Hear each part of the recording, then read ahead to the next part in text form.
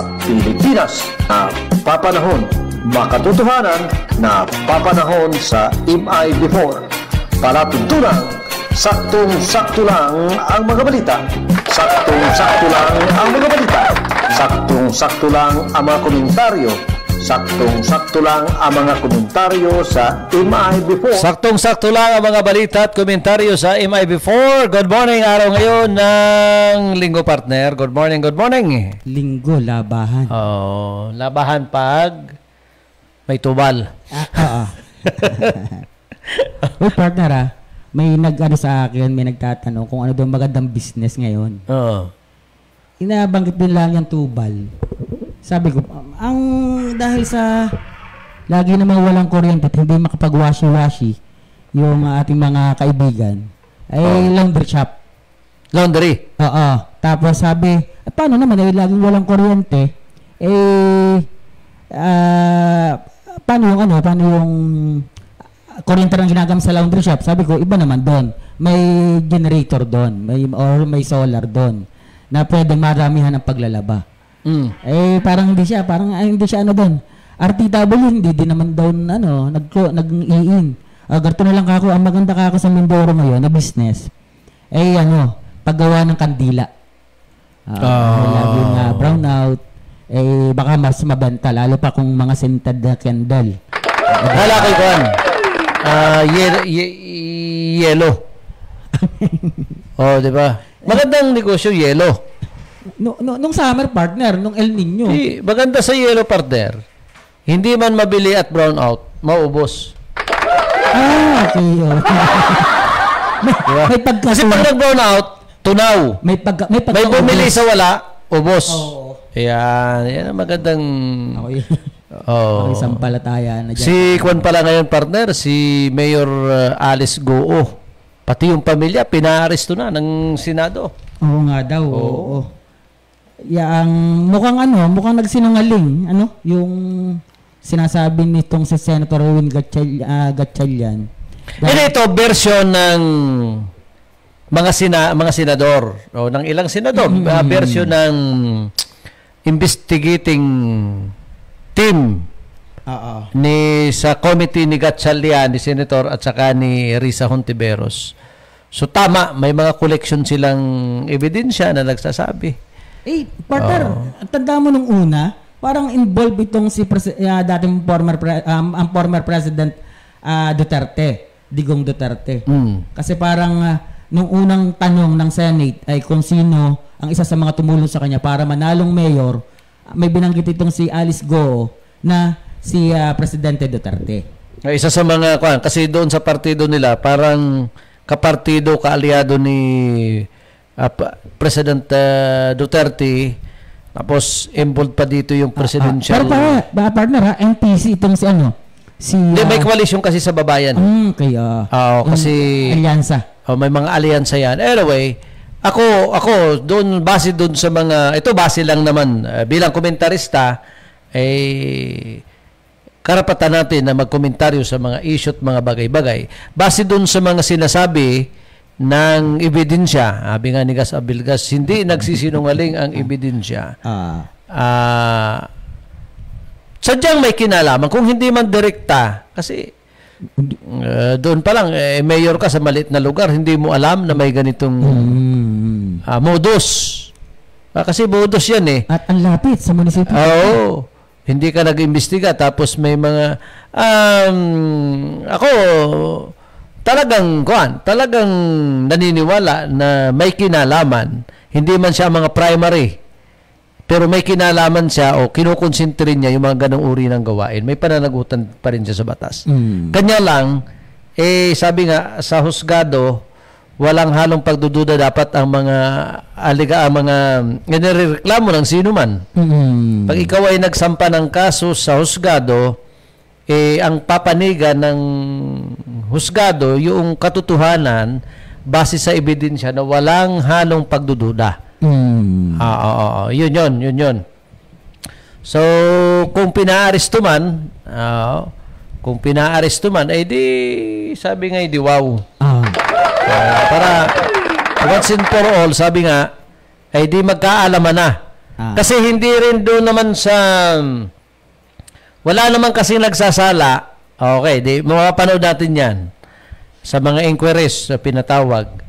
Ang namamayani na mapapakinggan mo yung aligasyon pagbibintang base sa ebidensya ng Senado. Pero yung ebidensya naman na sinasabing wala silang kinalaman, hindi naman masyadong pinakikinggan niya sa committee hearing. Medyo natatabunan. Wala kang oras, wala kang panahon na i-present mo yung total depensa mo.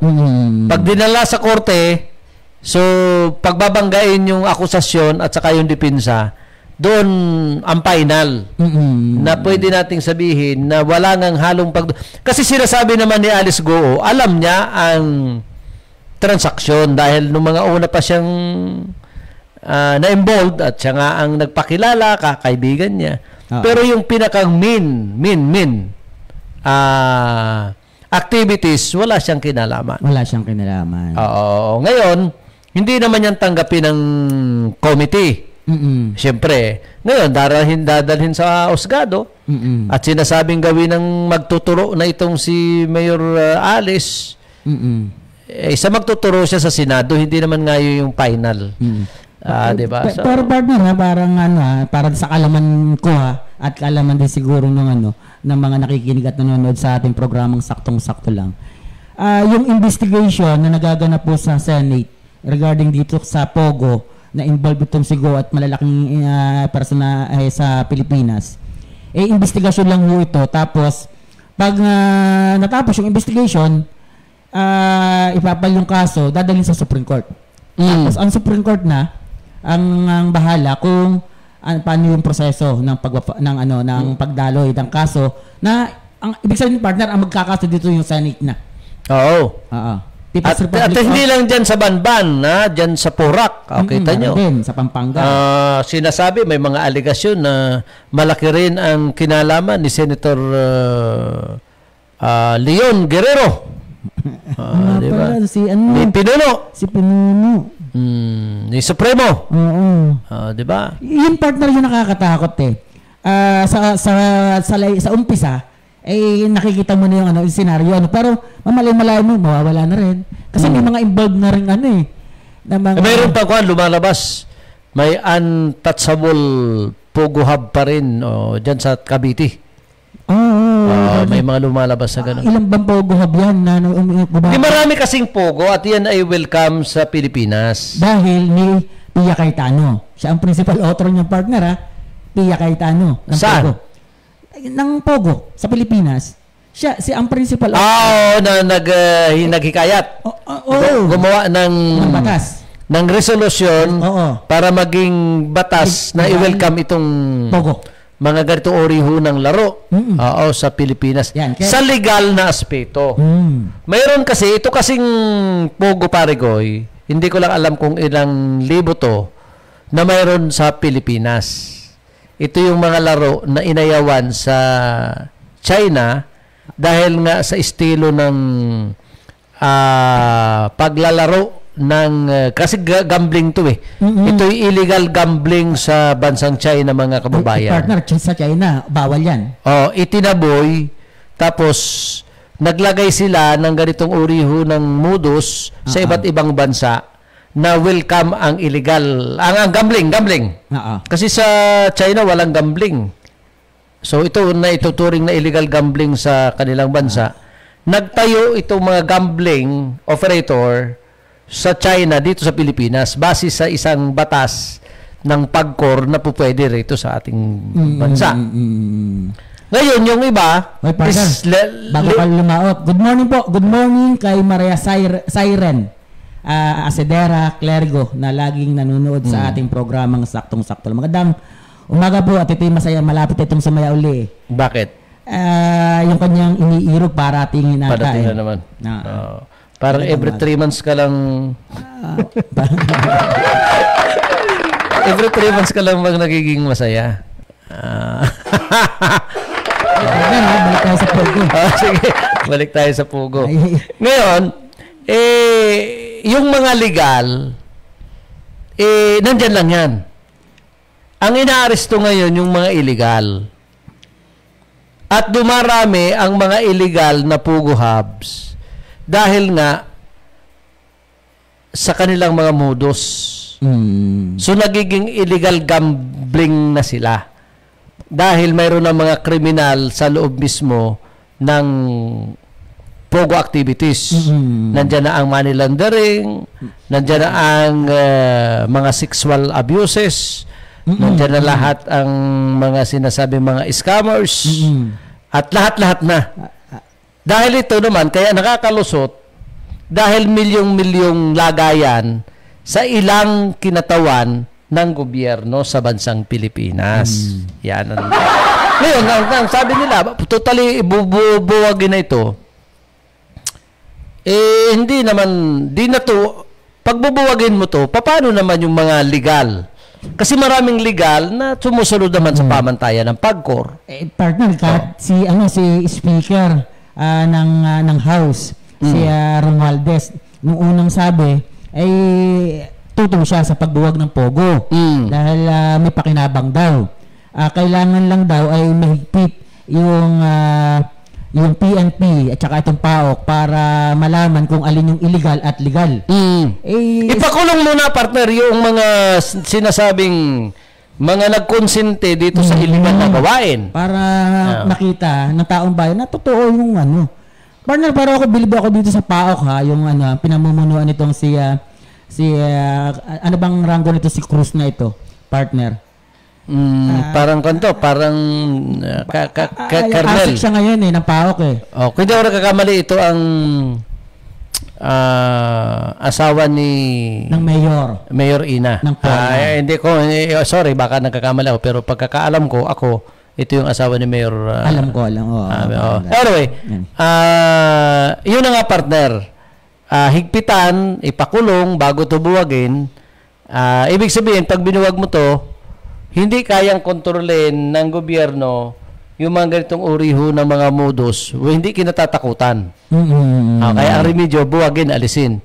So, anyway, yan naman ay maraming kanyan maraming usapin sa mga bagay na yan. Pero, sampulan nila, ipakulong, kung may senador na pwedeng ipakulong, kung may pwedeng ipakulong na dating secretary ng last administration, kung mayroong mayor na dapat ipakulong, so... Partner, ako nagtataka sa atin sa bansa natin, sa bansang Pilipinas.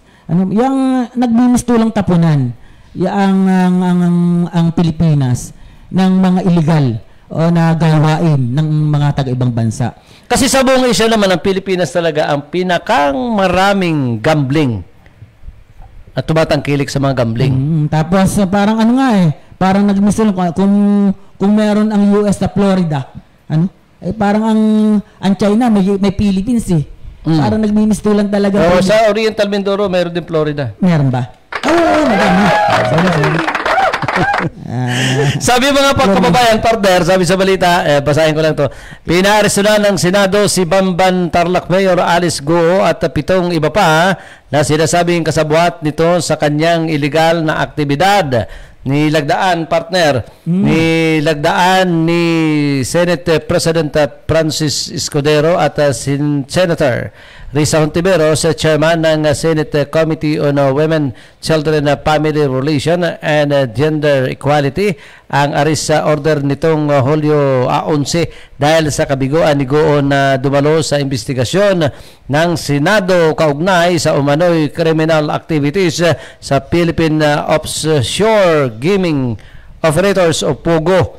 Bukod kay Goo, pinaaresto rin nina Dennis Lacson o sina Dennis Lacson Cunanan, Nancy Jimenez Gamo, gayon din ang kanyang mga magulang na sina Jian Xiong Goo at Wen Yelen at mga kapatid na sina Shemen Sheila at Wesley. Nakasaad sa naturang arrest order ang pag-aaresto at pagkakulong kay Go at kanyang mga kasama sa Office of the Sergeant at Arms hanggang dumalo sila at humarap sa committee.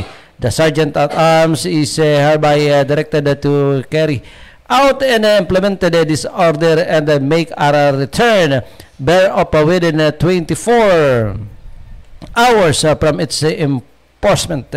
Nakasaad sa kautusan na bunsod ito ng hindi pagdalo dinaguo sa mga ginawang hearing noong Hulyo 26 at Hulyo 10. Matatandaan na pinasa-cite in contempt ni na Hontiveros sinaguo noong Hulyo 10 dahil sa pagkahiwalay ng motion ni na Senate President Pro Tempore Jinggoy Estrada at Senator Sherwin Gatchalian. Sigo ay inakusahan ng pag-antala na humahadlang at hinaharang ang pagdinig sa Senado kaugnay sa illegal na operasyon ng Pugo. Matatandaan na lumiham sa Senado ang alkalde at sinasabing hindi siya physically and mentally fit para dumalo sa pagdinig noong Hulyo 10 na hindi naman tinatanggap na dahilan ng mga senador. Partner. Yan yung mga kadahilan. Ito'y aarestuhin. Partner, not physically and mentally fit, ha? May mentally fit pa. Baka masakit ang ulo lang. Physically, baka masakit ang baywang. Ito'y aarestuhin dahil lang sa hindi pagdalo. At saka pag ibig sabihin na yung Senate ang ano nila ang reservasyon kung bakit ipaparesto at bibigyan ng ibibigyan ng warrant of arrest ay dahil sa pag-antala doon sa Pogo investigation. Hindi pa ito yung sa mga kaso warrant na galing sa korte. Hindi pa. Wala pa to. Site for contempt lang, partner, parang ganon. Anyway, yan ho yung mga balita ngayon sa araw ho ng Linggo. Opo, ngayon ay partner, ba dyan nga kung minsan nananawan na rin ang tao, daling manawan ng tao sa balita. Sabi nga nung ilang mga followers natin, punta naman kayo ng Mindoro. At alamin nyo naman kung ano talaga. Kasi kung minsan tayo, lagi nga naman tayong wala. At ikaw, lagi ka rin wala, partner, dito sa ating lalawigan. Kung minsan talaga, pag may nakasasulubong tayo, ano yun naman. Pero ang sa atin, sabi nga natin, tayo naman yung saktong-sakto lang mula doon sa pagbabalita natin sa kaalaman hinggil sa agrikultura at hinggil sa mga organisasyon, samahan para umunlad ang mga samahan, lumalabas tayo sa ibang issue. Sabi nga natin, ito'y issue pantala kayang pambayan. Na sabi nga natin, magkakatuwang itong problema na nagaganap, yung El Nino, ito ngayong La Nina, naandyan yung partner, nakabunga dyan Pero si BBM hanggang ngayon, pumupunta pa sa ibang probinsya para saksihan o siya mismo ang manguna na i-award yung mga tulong sanhi ng El Nino. Hindi pa tapos. Hindi pa partner. Hindi pa tapos. Actually, may tatlong riyon or probinsya, riyon ba, partner, na binagsakan kamakalawata nung ayuda gawa doon sa El Nino. Dito sa Oriental Mindoro, yung oil spill naman. Ang putok ngayon dito sa Mindoro. Pero ng ayuda yung sinabi ng yung dun sa Pula, yung nakitang langis, sinabi ng Philippine Coast Guard na hindi galing mismo doon sa barko. Hindi galing doon sa barko. Ibig sabihin walang from nauhan. Na parang inanod papunta doon. So salamat naman. At malita volume yan. Alam mo, diyan sa mga barko-barkong yan, sa mga dagat-dagat, hindi mawawala na mayroon talaga mga ganyang may pagtagas. Ang mahalaga, hindi gaanong masasalanta yung mga kababayan natin sa Pola. At sa ibang bayan, sa ibang sabi, partner, sa balita, sige nga, partner, basa. Sabi, tinaas ng pag-asa ng Philippine Atmospheric, Geophysical and Astronomical Services Administration ang La Nina alert dahil sa paglamig ng temperatura ng tubig sa Pacific Ocean. Sa inilabas na advisory ng pag-asa, alas 5 ng hapon nitong Biyernes, Hulyo 12, tinaya na nasa 70% ang tsansa na mabuo ang La Nina sa August hanggang September, October, 2024 season. Malakas din ang tsansa na maaari magtagal ang La Nina hanggang sa 2025. Sa La Nina, higit ng normal ang naranasan ng pag-ulan na maaari magresulta ng pagbaha o pagguho ng lupa. Pinayuhan ng Pag-asa ang publiko at ang Disaster Risk Reduction Management Office sa mga probinsya na maghanda at magbantay sa epekto ng tag-ulan sa kanilang mga lugar. Most climate models combined with expert judgments suggest for 70% chance of La Nina forming in August, September to October 2024 season, and it's likely to persist until the first quarter of 2025. With this development, the DOS Pag-asa ENSO alert and warning system is now raised to La Nina alert, nakasaad sa notice ng Pag-asa.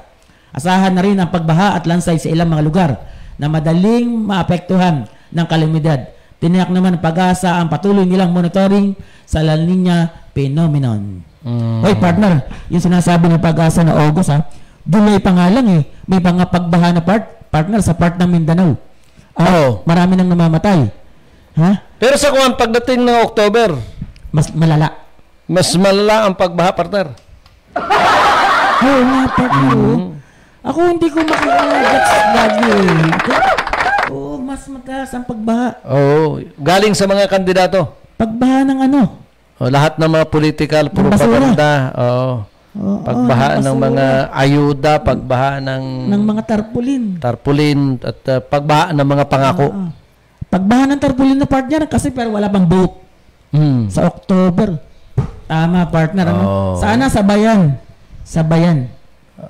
ng pagbaha ng Gracia. Ng mga pangako. Ng mga pangako. Nasabi nga Roy Kwan. Ang makontroversial pa rin ngayon yung sinasabing ito tungkol sa Ormeco kahapon na may mga nabinbinta yung mga partner pinag-uusapan rito. Partner, ang nakikita ko parang nalilihis nalilihis yung forma kung sino ba ang dapat sisihin. Kasi kahapon ang binabanggit mga yung nagdaang administrasyon. Ang sinisi administrasyon sa loob ng ng Ormeco ba yan o ng probinsya. Parang ganoon parang yung pala nagdaang administrasyon. Alam mo pala, ba't hindi mo ayusin ngayon?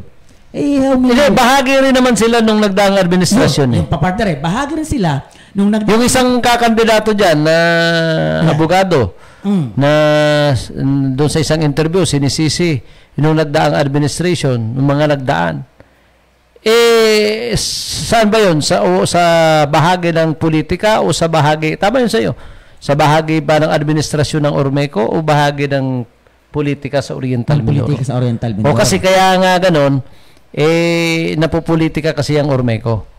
Kaya kung politika ang pag-uusapan, kahit saan silipin, naging kabahagi sila nung nagdaang administration. Dahil yung kanyang dalawang tiyuhin, yung isang tiyuhin niya, naging general manager ng Ormeco. Yung isang tiyuhin niya, naging secretary ng Department of Energy. Maging siya, galing din dyan sa DOE. Diba? Yun yung diba sila din? Sino kung sa bahagi ng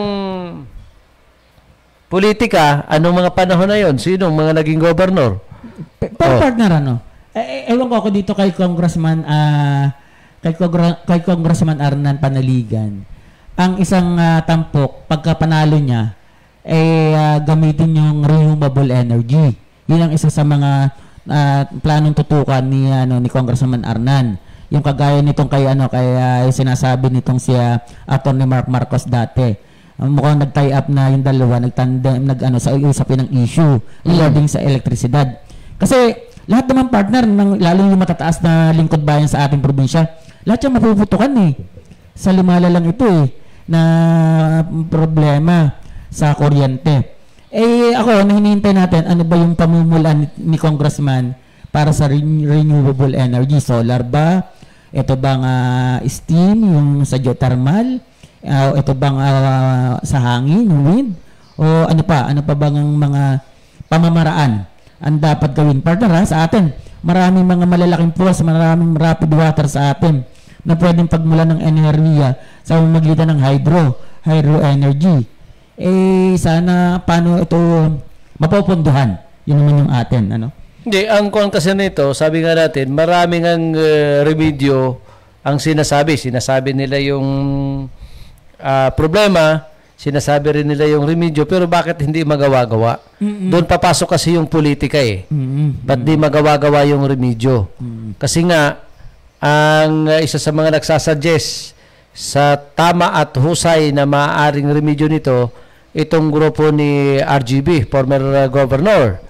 Isa ito sa kanilang mga gusto mangyari na hindi naman payagan ng kabila dahil nga sa usaping pampolitika namumulitika ngayon yung anak ni dating Governor RGB. Siyempre, politically, babango ika ang political history o political ambition itong anak ni RGB. So, yun namang isang kalaban na abogado, may remedyo pala, bakit hindi nila ginawa nung panahon na sila nandyan sa Ormeco? O, di ba? Nung antiyuhin niya nasa DOA, bakit hindi ngayon na lamang ninyo sasabihin na ito ang remedyo? So, isipin ng mga nanonood sa atin, isipin ng mga nakakaalam, dahil sa politika. Kumbaga, pinipreserve nila yung isang bagay na remedyo at gusto nilang gawing political propaganda ngayong political season. Yun ang kanyan yun ang obserbasyon ng ating mga kababayan. Naalala ko lang kahapon may sinasabi ka sa akin na parang halimbawa yung Calapan City may mga idea at saka mungkahi, program itong mga politiko na ito na ihiwalay dahil sentro ng kalakalan yung ibibinta ang hindi ko lang alam kung anong tamang word nila doon, pero doon sa interview sinasabi na ang Calapan daw ay stable na sa usapin ng technical distribution. Kung ako raw, sabi niya, kung ako ika, at isa ito sa mga gusto nating mangyari, kung sakasakaling ako maging vice governor, ay imumungkahi natin na sa pribado na ang Calapan at yung pagbibintahan ng Calapan District, siyang gagamitin para gastusin doon sa pagre-rehab ng mga linya. Kasi itong linya natin, matagal na nga ito. Ibig sabihin, subject for rehabilitation. Calapan. Kasi wala kang pera ang Ormeco para doon sa total rehabilitation ng tinatawag. Isa yan sa mga dahilan kung bakit malimit ang brownout. So isa lang yan. Pero ang pinakang main reason dyan, ang tanong dyan, kaya pa ba yung total capacity ng kuryente na dumadaan sa linya ng Ormeco is kaya pa bang i-accommodate ng linya yung total capacity? Ang sagot naman nila dyan, kaya. Kanya lang siyempre, medyo maedad na, baka raw bumagay. Kaya, ang ko naman dyan, isa pa sa mga dahilan dyan, yung ang hindi makapagbigay ng tamang supply ng kuryente, yung mga kausap nyong supplier sa Ormeco. Kunyari ay 2 megawatt ang usapan na ibibenta mo sa Ormeco. Ay ang sinusupply naman nila ay hindi sapat. O baka ang supply lang nila 1.5 megawatt. Kulang ng 5. Kaya pag ang total na kailangan kunyari ng Oriental Mindoro, kunyari is 50 megawatt. Ay siyempre, hindi naman na isusupply ng mga kausap. Ang tanong dyan, bakit kayo kumukuha ng player na hindi naman sapat ang ibibenta sa pangailangan ng consumers? Kasi pwede nga partner, bumili ka ng isang, makipagtransa ka sa isang partner, para dyan sa supply ng kuryente. Ngayon, yan ang mga dahilan dyan. Bakit? Oo nga, partner. Ilan ba supplier natin ng kuryente? Sa pagkakaalam ko, sa akin lang pagkakaalam, nandiyan kasi ang Power One, nandiyan ang DMCI, nandiyan ang parang Ormen, nandiyan ang marami. Ngayon, ang kay Kwan mismo nang galing yan, sa bibig mismo ni GM Humphrey Dolor, na hindi naman na isusupply yung napag-usapan. Ang tanong, ba't nananatiling nandyan yan? Yun ang mga tanong. At saka ang alam ko niyan, may reserba. May backup. Kunyari ay 1.5 ang usapan. Ikaw naman yung malimit, ano? At ikaw ang alam ko expert ka diyan sa dahil alam ko naging member ka rin ng isang advisor kan sa Ormeco. Alam ko Pero paano na ipaliwanag yung 3 pesos mula sa 14A naging 17 pesos plus yung per kilowatt ng ano ang rason? Ito kasi yan. Ano ang sinasabi ng pamunuan ng Ormeco? Bakit kailangan magtaas? Kulang tayo ng supply. Sabihin sa salita, kulang talaga ng supply ng kuryente. Tapos? Pag kulang, kunyari, sabihin na natin, ang capacity kunyari ay 2 megawatt. Okay na tayo sa 2 megawatt. Kunyari. Ngayon, yung collection natin, sa 2 megawatt, estimated na nila yan, sapat na para mabayaran yung mga dapat bayaran monthly ng kooperatiba. Sweldo ng tao, operation, expenses, bayad sa producer ng kuryente. Ayan. Ngayon, di kulang. Dahil hindi umaandar ang hydro dito sa San Teodoro at saka yung wind power dyan sa Puerto Galera. Ngayon, pag hindi yan umaandar, kukuha tayo ngayon ng kuryente dito sa mga diesel na mas mahal. Kukuha tayo ngayon, di kulang ang pera natin, kaya ipapataw ngayon yung mga regular expenses, ipapataw ngayon sa consumers. Kaya nagmahal ang supply na ang singil. Kasi kung hindi mo ipapataw, sino magsusolder? Di ba? Paano ngayon yung sweldo ni GM? Paano ngayon sweldo ng mga consultant? Paano ngayon sweldo ng mga, di ba? So kaya ipapataw ngayon sa mga members consumers, pare Goy. Yan ang ibig sabihin nun. Kaya sasabihin, hindi naman kami makikinabang dyan sa ipinataw namin. Tama naman. Hindi naman. Kanya lang, di ganun ang nangyari. No? Ngayon, dagdag pa dyan yun ng sinasabi lang, IPERA law. Ayan. Yung IPERA law kasi pinag-aawayan yan, pinag-uusapan yan. Kasi ang akala ng iba, nabulo lang yung nagsasabing IPERA law. Yung batas. Batas yun. Batas. Akala nila yung PERA law. Yung mababa ang pera. Yung paano naman yung PERA law? Bababa yung pera, yung kita. Hindi. Yung PERA law, batas po yan. Batas po yan na nagsasabi sa batas sa mga island province na nakasaad dyan. Hindi man ito eksakto. Yung IPERA law kasi tinatawag ay yung subsidiya po ng gobyerno sa mga island province. Na hindi lang Oriental, Mindoro, Occidental, lahat ng mga island province, yung mga subsidiya, kunyari ang babayaran natin ay 10 pesos per kilowatt, ang sisingilin na lang sa mga consumers ay 8, yung 2 piso, ipapasa sa NAPOCOR. Yun ibig sabihin ng PERA law. Yung PERA law, mababang pera, yun po. So, inalis yun, inalis. Imbis na ang gobyerno magbabayad at ipinasa ulit sa mga consumers. Partner, ang rason pa nga ng iba, doon sa pagtaas ng kuryente sa Mindoro, ay dahil tumatas nga daw yung presyo ng langis sa world market. Kaya pag bumili yung isa pa yan. Isang dahilan. Pero small parang basic. Hindi ganoon. Parang sabihin na natin may problema talaga. Tayo sabi nga natin, hindi naman tayo magmamaktol kahit pataasan ng hanggang 20. Basta wala lang pagbabago ang kuryente, yung walang brownout na magaganap o kung ano pa man. Kasi ang tao... Yung sinasabi nila na kumpara sa Metro Manila, totoo naman yun. Sa Metro Manila kasi, walang halos mga kahoy na yung sasaye, sasahe o magsasampay o didikit sa mga linya. Pag nagdikit kasi yan, mawawala ng... Alam naman yan ng mga... kahit sa simpleng dikitan ay mag-i-spark. Di ba?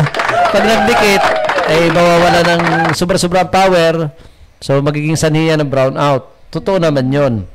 Ano pa yung sinasabi nila? Yung... Ang gusto mo partner sa spark, Basta pag naglapat, spark. Pare ko talaga. Kasi yung negative positive lang naman. Ngayon... pag parahat positive yan, spark talaga yan. Isa pang kwan dyan, pare ko, ang kahinaan, mayroon naman silang clearing operation regular. Kiniklear nila yan. Yung tinatabas yung mga maaring sumabit sa mga linya ng kuryente, baka ito'y nagkukulang. Yung mga sabit-sabit. Sa mga sabit-sabit. Yung mga kumakapit. Yung mga kumakapit. So, parang kumukulang. Kasama na partner dyan yung mga kumakabit. Hindi. Okay lang pag may kabit. Huwag ka lang pahuhuli. Huwag lang pahuhuli. Talagang tatagain ka ni Kumare. Baka si Mari at saka si Pari magkabit din. Ayan. Ngayon, so kulang yan sa paglilinis. Kaya pag may kumapit, may sumabit, may kabit, maglalak. Okay. Pag naglak yan, brown out. Ako, pambihira talaga. Imagine mo sa kuryente, ang dami mo lalo, brown out na. Yan na. Mainit. Kaya ikaw, Pari ko, kailangan ikaw ay magpasabit na rin. Kailangan may kwan. Kailangan mo ng jumper. Jumper. Kailangan mong mayroon kang connection. Illegal connection. Speaking of illegal jumper, illegal connection. Yes, partner. Marami na palang napahuli itong Ormeco. Regarding sa jumper, yung illegal connection. Illegal connection. Saan? Wala akong nababalitaan. Mayroon sila, may mga binabanggit sila. Pala, anong mga kaso? Ano paano yun? Criminal yan, kasong criminal case ba yan? Ikukulog ba yan? May piyansa ba yan? Meron. Depende siguro sa kaso. Depende. Pero yan ang illegal jumper, criminal case. Pero parang billable pa rin yan. Tanda ko, nung may mga clearing operation nga yung Ormeco, may nakikita sila. Pero, yung mga illegal connection dito ng mga nahuli nila, malalaking tao. May mga establishmentong malalaki. Oo. Hindi na babalita. Illegal connection. Meron sila. Kanya lang, siyempre, hindi nila masyadong, tama ka, hindi masyadong naibabalita. Pero doon sa isang panayam, binanggit ito ni GM. Parang maganda partner yun, malaman natin na, kagaya niya, malalaking tao, baka nga mga politiko pa yan eh. Di malalaking tao, mga tig 250 pounds.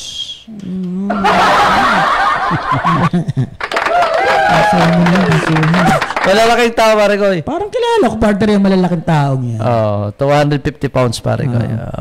Yung partner, yung illegal connection na yan, pumapasok yan ng partner sa system loss. Binabayaran din natin ng mga member consumer. Diba? Tama yan, partner? Sa system loss pumapasok. Kasi kwentada mo naman yan eh. Halimbawa ng Ormeco mismo. Tapos nakikita niyo, ito ang mga system loss. Ngayon nahuli nga si ganyan na, teka, may illegal connection na. Nangangabit ka dyan na. Kakasuhan yun.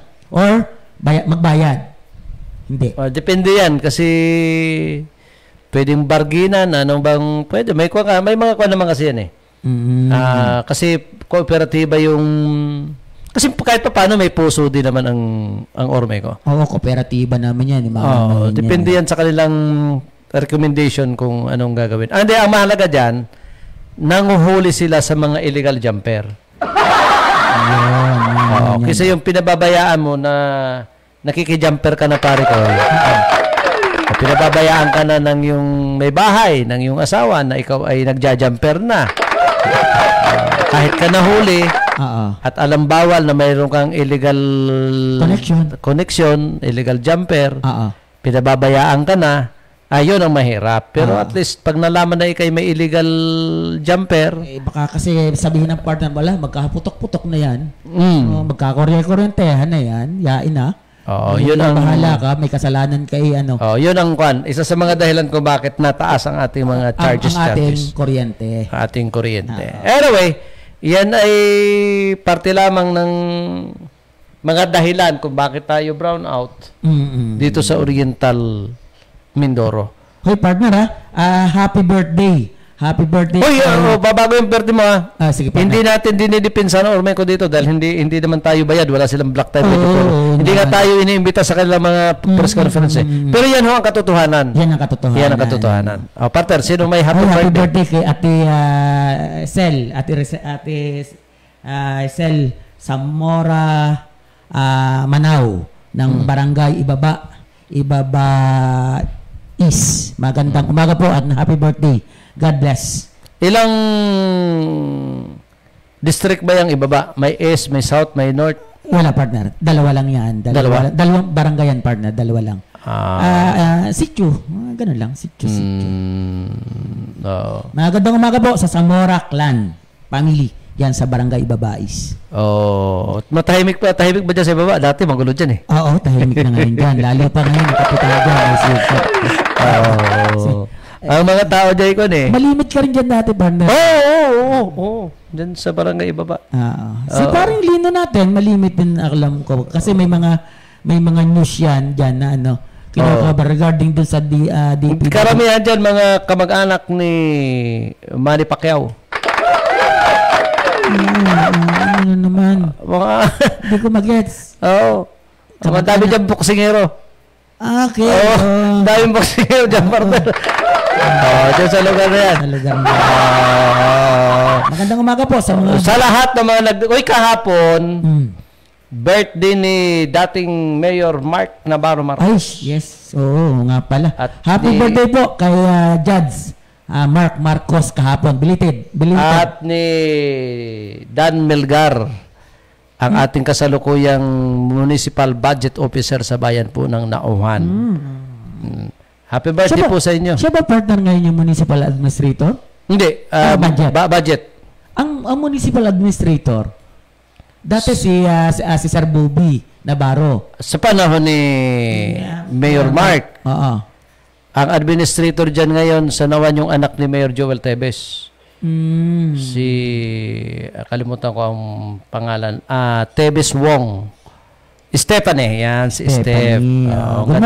Gandang babae. Maganda. Magandang babae, magandang umaga po. Sa inyo mabait, dyan. Maganda. Ayan, kamukha nung kanyang ina. Kasing ganda. Ni Madam, ano pangalan nun? Malo. Madam Malo. Marilu Tebes. Ayan. Nasa konsela ngayon, nasa labas ng Pilipinas. Yung pamilya, parang family tour. Mukhang may yan. Baka hindi lang. Pero marami ako nakikitang mga politiko mayors na nasa labas ngayon ng bansa. Kasama nga yung pamilya. Kasi kung ikaw ay mga kandidato. Mga kandidato ka. Ay medyo may pera ka naman at medyo ang pamilya mo hindi mo na ilalabas sa Oriental Mindoro, sa Pilipinas, at magaganda ngayon ang papromo ng mga airlines, mga tourism accommodation sa ibang bansa. Ibig sabihin, sasamantalahin mo. Hindi involved yung governor ngayon sa mga travel na yan. Ay si Governor Bons almost 1 month without kamali. Almost 1 month naman sa ibang bansa. Ito yung time para i-banding mo yung pamilya. Dahil pagpasok ng October, rendido ko na naman dyan. Rendido ko naman dyan. Papal ka ng COC mo, Certificate Candidacy, tuloy-tuloy na yun. Tuloy-tuloy na hanggang sa manalo ka. Hanggang sa bumahana. Nang sabit-sabit. Parang yung post ni may nag-post doon sa Facebook niya, yung isa sa mga media practitioners na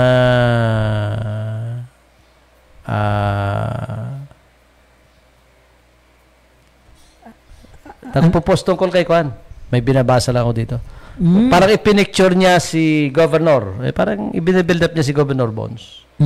Na posibleng walang kalaban. Ay may nag-comment. Parang ang isa sa mga nagkomento si paring Sandy Soriano. Nagalit pa yung Kwan.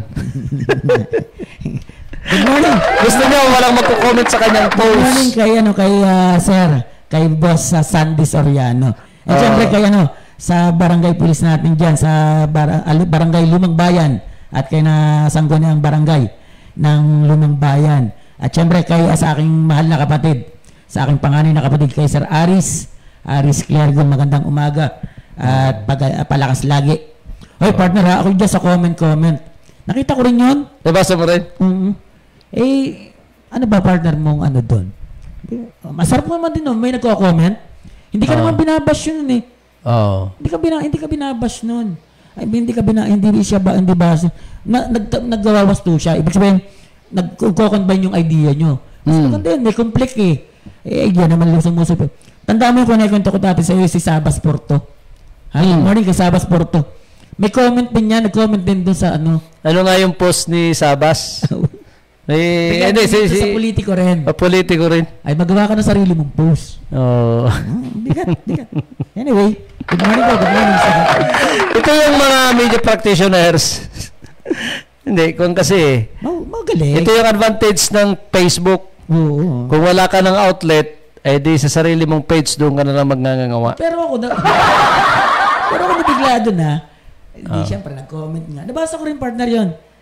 Nabigla ako, ano kaya naging reaction dito ni Sir Sandy? Doon sa ganun. Medyo napikon din si paring Sandy. Oo, lalo pat pag yan alam mo naman. Hindi, totoo naman. Okay naman yung post nung isang media man. Na totoo naman talaga yung kanyang mga tinuran doon. Tama naman. Kanya lang, siyempre, kahit tama ka, at ipinost mo yan kahit sa sarili mong wall, at mayroong nagbabasa, huwag kang magalit. Matuwa ka. Kung ayaw mong hindi ka ibabas, walang komento dyan sa post mo, huwag ka dyan mag-post sa social media. Yun ang kaya doon sa palatuntunan natin, yung si Director na Ormeco, dyan sa Bako, kung may reklamo raw, wag na sa Facebook padaanin at dumirekta na sa opisina. Sa opisina, sa Ormeco. Pero doon din siya nagsagot sa Facebook. Sa Facebook din. O, di ba? Tama naman yun. Pero bakit mo bakit mo pipigilan na yung damdamin ng mamamayan ay padaanin sa Facebook ang kanilang mga, hindi lang negative, lahat na positive inquiries. Tanda mo, partner, minsan, may program tayo saktong may isang episode tayo na yung mga establishmento sa part ng Nauhan ang ating binabanggit. At yung iba naman nagbibigay opinion lang tayo ng konting idea. Pero hindi naman basher, may nag-comment sa ating kuan na parang bago pa lang naman yung kauupo ni Mayor. Tebes, wag naman niyo sana bira. Hindi ako thank you po, hindi po namin binibira. Nagko-comment lang po kami. Ito po ay positibo para alam mo, sabi nung nag-comment sa akin na wag daw birin. Thank you din po. Sorry po. Yung mga ganun ba? Pero yung pagpunan na yun ng mga kababayan natin, naging positibo naman. Yung kailangan ng taong bayan niya. Yung establishment yun, may laman na. May MOA na sila between municipal government ng Nauhan at ng isang private sector na bubuhayin o kaya magtatayo ng isang business siguro, basta't ibig sabihin magagamit yung building. Kasama sa master plan dyan, at alam ko dahil nung time kasi ni Mayor Mark Marcos, kasama sa master plan, parang may isang malaking establishment, isang food nakilala dito sa Pilipinas. Parang drive-thru. Galing maganda yung area, yung sa along the highway, partner. Tabi. May isang drive-thru doon. Parang bas din para din sa pakinabang ng Mindoro, ng Nauhan Maganda yung master plan. Sana may pagpatuloy. Magpatuloy.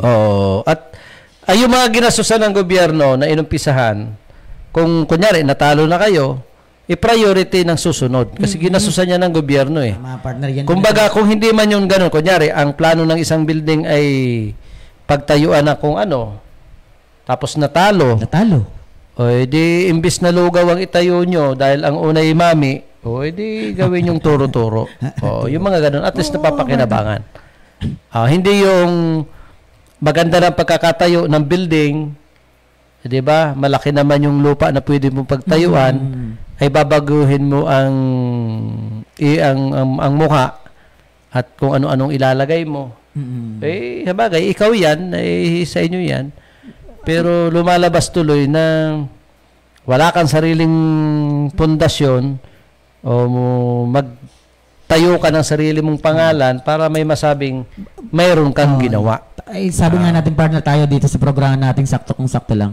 Sa mga politiko, halimbawa, talaga what if kung tinalo ka tapos yung may proyekto ko nakahang, kung ito naman para talaga sa ikagagaling ng iyong mga mamamayan, ay sana yung uupo pagpatuloy yung proyekto para hindi masayang.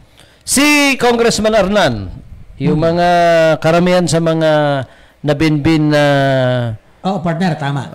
Natutuwa ako dyan sa ni Congressman Doy, ipinagpatuloy niya.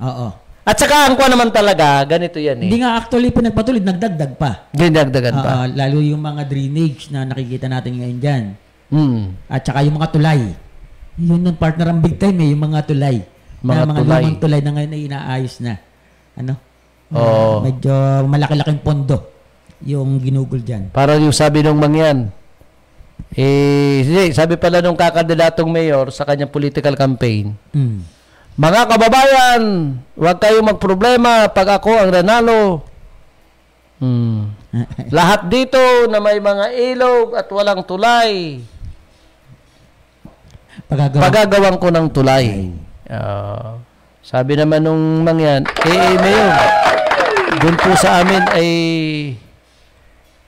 wala namang ilog, binabaha. Ano ba to? Lalagyan mo ng tulay. Huwag kayo kang mag-alala. Kahit walang ilog, basta't binabaha. Lalagyan ko ng tulay. Wala nga pong ilog sa amin Paano mo malalagyan ng tulay? Huwag kang mag-alala. Pagagawan ko ng ilog. Diba? Pagagawan daw niya ng ilog para magkaroon ng tulay. Nga naman, dito sa atin, marami ditong partner, sa hirap ng buhay ngayon, talagang ang taong bayan, sana magising na yung sa katotohanan na pili-pili na maayos. Ano? Na gising-gising sa lingkod bayan para malaman natin kung matukoy natin hindi yung mabigyan ka lang ng isang sobre ayos na. Magising sana, gising ang taong bayan. Walang laman ng sobre. Sana ngayon 2025. Alam mo na, partner. Kaya sana sa taong bayan. Hindi ko ako naman sa taong bayan kung binibili mo ang aking karangalan. 'Di ba? Binibili mo ang aking karangalan. Ang iyong ano? Oo. Aking pagkatao binibili mo kapalit ng boto. Tapos ang ipapangako mo isa sa pribado mo ang Ormeco. Magtatayo ka ng Air Force sa Puerto Galera. Di ba? Nakakakaba. Paunang tax na ikayan sa mamamayan. Paano? Paunang tax. Paunang suhol. Di ba? Anyway. Tayo ka na rin ng Pogo. Dito sa amin. Pogo. Para may pakinabang. Wala na kami oras ni Paring Omar sa palatuntunang saktong-sakto lang. Largo po. At hari nawa bukas, araw ho ng Lunes bukas. Partner. Malapit na yung State of the Town address ni Governor Bones. Province? Sa probinsya. State of the province. Si Mayor Ina nagkon na rin. Ito, hindi na nangimbita ng media. Ang kanyang SONA. State of the SOMA. State of Municipal Address. Sa Nauhan, nangimbita ng media si Mayor Joel Tevez. Anyway, parte yan ng kanilang pagbibigay ng... Ang atabayanan nila, SONA ni President Bongbong Marcos. Sa July 24. Hindi raw darating partner si Vice President. Dahil siya ang designated survivor daw. Designated survivor. Nakakatakot yun, ha? Kailangan na... Siya raw ang itinalaga para kung sakasakaling mamatay ang Pangulo during dito sa activities. Kung ano man mangyari. Biro lang naman daw yung biro. Ay, hindi ko nyo. Pero masamang biro. Masamang biro. Although totoo, pero masamang biro yun. May pelikula man din ganyan. May mga nanood nga raw Hindi ko pa napapanood. Mamaya, sa Netflix. Designated survivor. Edmansera po sa palatuntunan inyong sinusubaybayan. Kami po ay naglilingkod sa Diyos. Sa bayan sa tao, magandang umaga po sa inyong lahat. Ang tabayanan sa ilang saglit. Wala sinong kasunod sa natin. Wala. Kasi araw ng linggo. Pero yung mga recorded na programa, yung mga recorded na palatuntunan, opo, ay mapapanood din. Mapapanood po ninyo dito po sa MI-Before. MI-Before, Mindoro Internet Broadcast sa pamagitan po ng Baluarte Radio Broadcasting Station. Kami po inyong napapanood. Araw ngayon ng linggo, makulimlim, walang maglalaba, walang Baka ano ba? walang Walang magkukula. Pero mayroong mamamalansya. Ikaw ba ay partner nakapamalansya na? Hindi na partner. Hindi na uso ngayon ang plancha-plancha, Hindi na partner kasi ang daming fabric conditioner na na ayos na. Kapag sinama mo pangungusot, pagkusot, pag piliga mo, sinampay planchado na. Oo, meron ng ganun ngayon. Automatic. Ika nga. Dahil sa mahal ng kuryente, ayaw ko na. Oo nga. Ayaw ko na. Maraming salamat po sa inyong lahat.